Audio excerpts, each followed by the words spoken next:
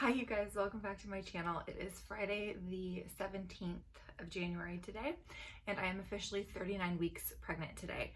I went for my checkup, my weekly checkup now towards the end of my pregnancy yesterday. So I'm gonna give you guys an update on that and just symptoms, how I'm doing and what the doctor said. So I don't know if you caught my video on my last upload was Tuesday. I upload on Tuesdays and Fridays, or I try to.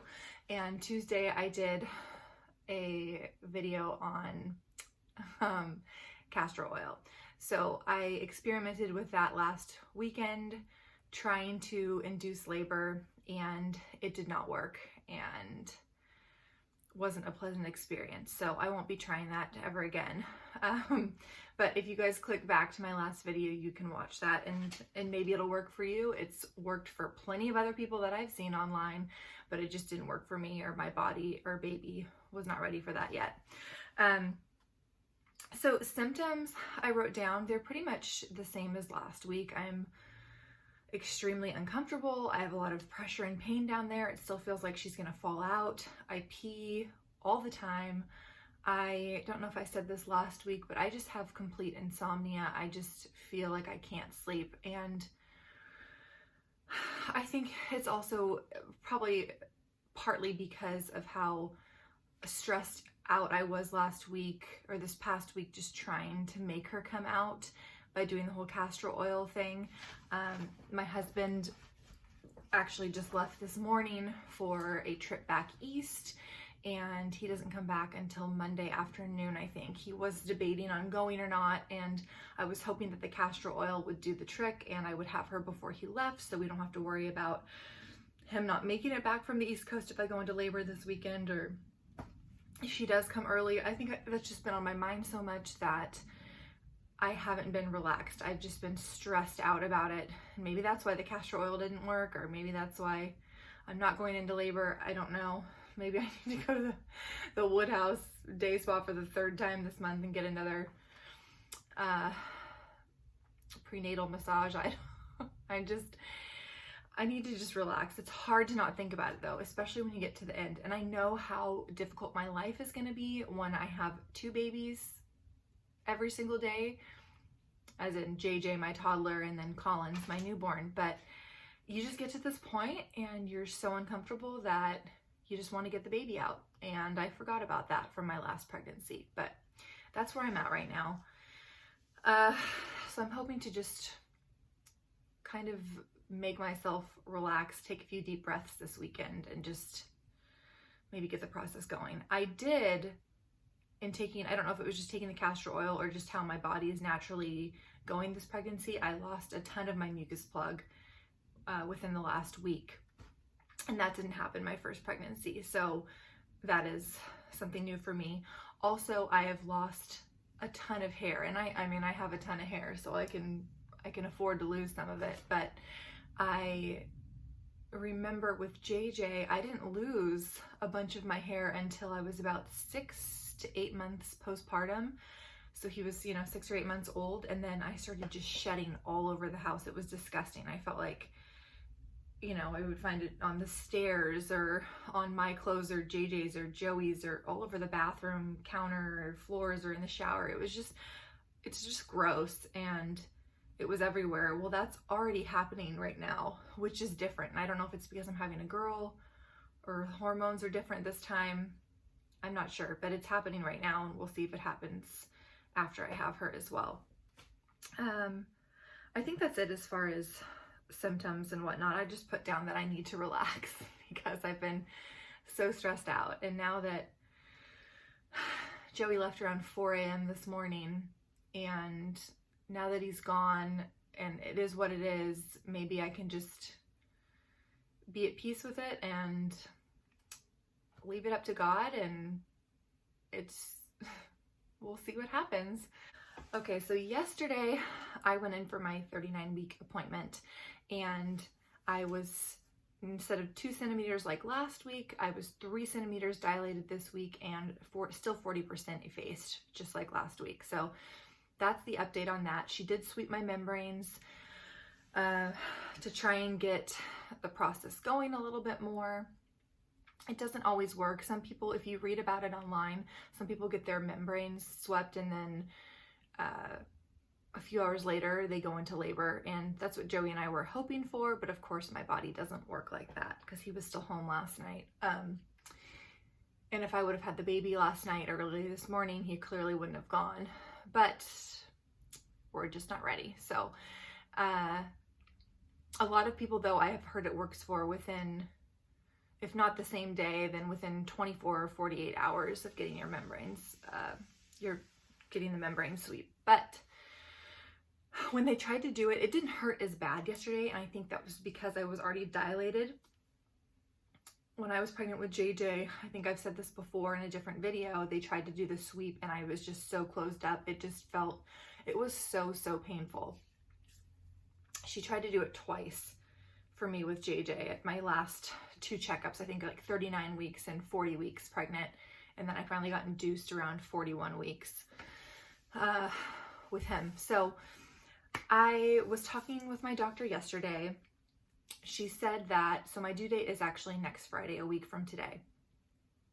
If I don't have the baby by then I can get induced. I can actually technically get induced anytime next week. So anytime after for your second pregnancy with Kaiser now, that's the insurance we have, you can get induced anytime after 39 weeks. However, the hospital gets so booked up with deliveries that you have to schedule your induction, and then there's a chance that they could bump you or move your induction date or time if there are too many natural people going into labor naturally and the hospital's too booked. So I talked to her yesterday.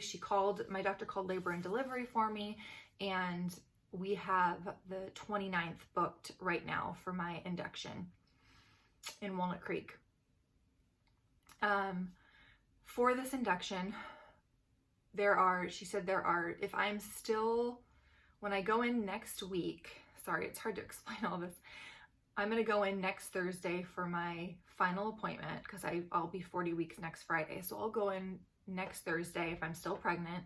She'll sweep my membrane. She'll give me a little exam down there. If I'm still the same, just 3 centimeters, 40% effaced, then for my induction the following Wednesday, it's the 29th, she gave me 2 options because they want to do some outpatient procedures in order to get the induction going, which I didn't do before with JJ. So my 2 options, the first one is getting the Foley bulb inserted the day before my induction. So I would go into my regular medical office in San Ramon, Kaiser San Ramon, on Tuesday the 28th, and my OB would put in this Foley bulb, this catheter with a little ball on the end of it, basically, that they fill up with water, and then they stick it in, then they fill it up with water to try to dilate you, to try and expand and open up your cervix. They did that to me in the hospital when I was pregnant with JJ after the pill they gave me didn't work. 5 rounds of it didn't work, so then they finally did that, and I think because I was so closed up still, this is what my doctor said, it was the most painful experience of my life. I was screaming. I've never heard that bad, and poor Joey was just helpless. He couldn't do anything for me, but the anesthesiologist came right in, gave me my epidural right away because I couldn't breathe. I was screaming. I can't even explain how painful and how horrible it was. And then I hear people that get it, like this is what they want to do to me. They want to put this same Foley bulb in me and then send me home for the night. And then I go in the following day for my induction. And I was like, people do that? And I've talked to friends and other people who got the Foley bulb, and they're like, oh yeah, it was, it was a little uncomfortable, but it was totally fine. And I'm just thinking, okay, you guys must have had a different bulb than me because my bulb, it was just bad. And I'm thinking, and my doctor's thinking, it's because it was, I was just completely closed up, and for them to stick that in and to try and inflate it and just completely stretch out my cervix, it was very unnatural and aggressive, evasive, whatever. It sucked. Not to mention, they put it in the first time, and whoever did it wrong, and then they had to redo it. I don't know how you do it wrong, but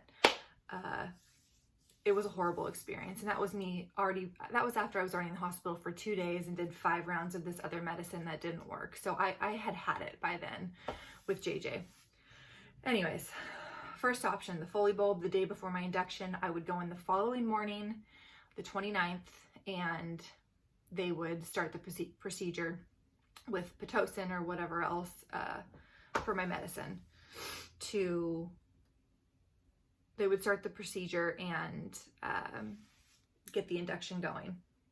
That's option 1. Option 2 is, I believe it was, I wrote it down, misoprostol. I don't know exactly how to say it, but that's the pill that they gave me in the hospital. They gave me 5 out of the 6 doses they could give you, and nothing happened.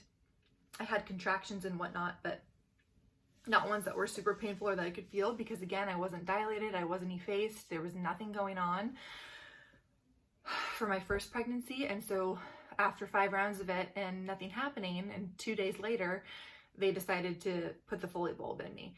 So now they're saying if I do my induction on Wednesday the 29th, I would go in 2 days prior to the hospital, the actual hospital in Walnut Creek. They would give me a dose of this misoprostol stuff, and they would monitor myself and the baby for a couple hours and then send me home, hoping that it would put me into labor, because it does, I guess, start making your uterus contract. So they would do that.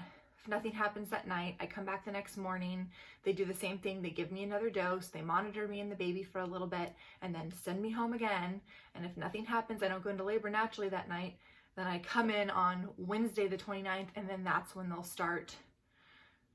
they'll probably do the Foley bulb again, and then start whatever else that they need to do. So as much as I hated the Foley bulb last time and swore I would never let them do that to me again, I just know that this pill did not work for me before. And my doctor also said it does make your uterus contract, and it can put the baby in a lot of stress, which is why they keep you at the hospital and monitor you for a few hours before you go home. So I'm just thinking to myself, if it didn't work last time and it's going to stress Collins out, then I just need to man up and do the Foley bulb the day before my induction. Hopefully they put it in, and within a couple hours my cervix is expanded, because once it expands as much as it can with that bulb in, the bulb just falls out, and then I can potentially go into the hospital that same day I can go into labor that same day, which would be awesome. If not, I'm guaranteed to go in the following day and start my induction. It just seems like an easier, shorter process than doing the whole pill thing. So that's where I'm at. I hate even thinking about having to do an induction again. I keep waking up at night. I just want to feel a pop that I keep reading about, and just feel fluids just gush down in my bed, and my water broke and I get to go in the hospital. I don't know what real contractions feel like, so I'm just afraid to do that and start trying to time it and do it wrong, and then all of a sudden I'm super dilated and having the worst contractions, and Joey's not home, and I have to call my parents and hope that their phones are really on loud like they say they are, and they'll get over here to be with JJ so I can go to the hospital. It's just, ugh. Yes, it's so stressful. This is what I'm dealing with in my head every day, which is probably why I haven't gone into labor. But I have a week from today till I'm actually due. And I'm hoping if Joey comes back Monday, I hope she comes on Tuesday and we can just do this.